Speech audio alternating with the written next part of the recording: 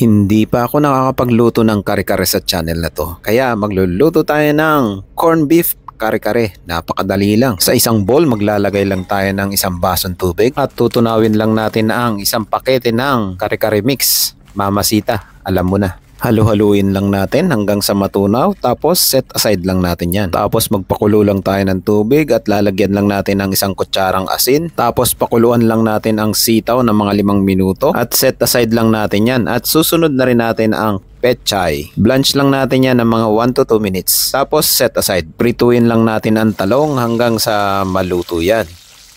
Depende sa inyo, pwede nyo rin pakuluan to. Kapag luto na ng kagaya niyan, set aside lang natin yan. Magbabawas lang tayo ng mantika, tapos gigisahin na natin ang sibuyas, bawang, gisa-gisahin lang natin yan hanggang sa lumabas yung aroma. Saka natin ilalagay yung corn beef. Depende sa inyo kung anong corn beef ang gagamitin nyo.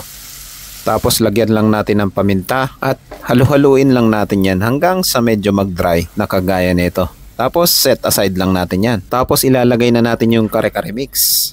Maglagay lang tayo ng isang kutsarang peanut butter.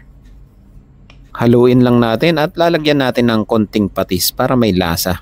Pakuluan lang natin yan hanggang sa lumapot at halu-haluin lang natin para hindi masunog. Kapag nakuha na natin yung tamang lapot na kagaya nito, set aside lang natin yan, tapos plating tayo. Napakabilis lang lutuin nito. Tignan nyo naman. Easy easy. Hindi mo na kailangan magpakulo ng baka kasi malambot na yung corn beef mo. Nako, napakalakas nito sa kanin at napakadali pa. Tapos lalagyan lang natin ng chili oil yan para may sipa ng anghang. Ano pang hinihintay mo? Lutuin mo na. Napakadali lang at magsaing ka na rin ng marami. Yun lang. Maraming salamat. See you in my next cooking trip ko.